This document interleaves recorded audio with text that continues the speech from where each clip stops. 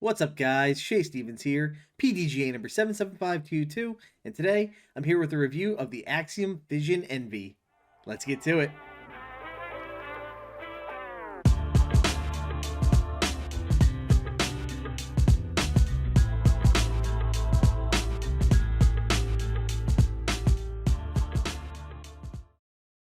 Before we get to the video, please click that like button if you're enjoying the content. If you find yourself coming back often, make sure you're subscribed and click that notification bell. It really helps me out, and I try to post videos at least once a week. As always, thank you all for the support. It is Wednesday, February 1st as I'm recording this. As I said in the Terra video, I was, given the opportunity to throw today, and I was not going to let it go to waste. I had time after work. The sun made a welcome appearance. I got to the field and found a nice dry spot to throw from, but the one downside was it did put me into a headwind, so take that into consideration as you watch these throws. But I was very excited to see this thing in the air finally, the Fission Envy, my favorite mold in my favorite plastic blend. To recap, the flight numbers on this disc are speed of 3, glide of 3, turn of 0, and a fade of 2. So hopefully a good stable disc. If you guys want the full characteristics breakdown, be sure to check out my first thoughts video or the first look video on the Envy. I'll have a link for you up here. You can take a look at that, but let's get to the part you guys care about. Let's see this thing fly.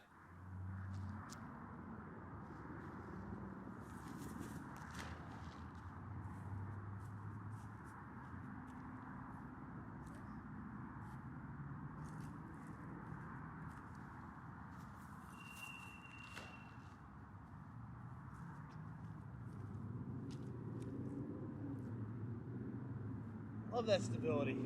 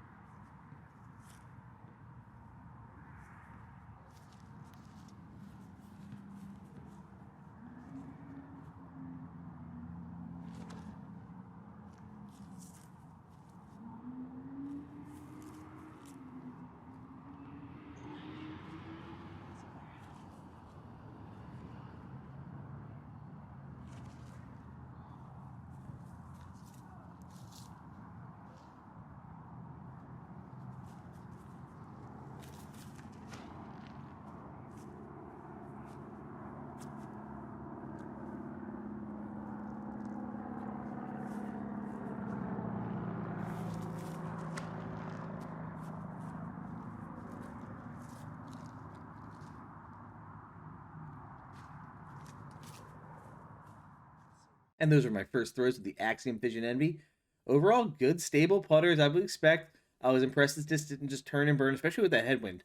In terms of weight disparity, it was very similar to the Fission Reactor, the lighter Envy, the 162 gram. It just felt like it flew straighter, longer, but then faded out the end still. So that fade is still there in the lighter weight, which is really cool to see as a feature of Fission. So don't be afraid to drop weight on these guys just to mess around and get some different shot shapes. I was really digging the 171 gram. Some other things, I was able to power grip this putter, which is something I don't like to do normally with putters, but it felt very comfortable. I was getting great clean releases out of it. So that's a nice bonus. I did notice, though, a downside is headwind seems to be the enemy of this disc. It felt like around 260, it was just stalling out. Like it just lost that forward push that I feel like I would get in other blends of other plastic blends for Envies. That being said, tailwind, my God, this thing is a bomber. I would throw my disc out there, and then I would walk out to retrieve them, and I'd throw them back, just get more practice. That end of the field was very muddy, that's why I didn't film from there. So I just threw from a standstill, but throwing from a standstill probably hit like 330, honestly. I was probably 260 out.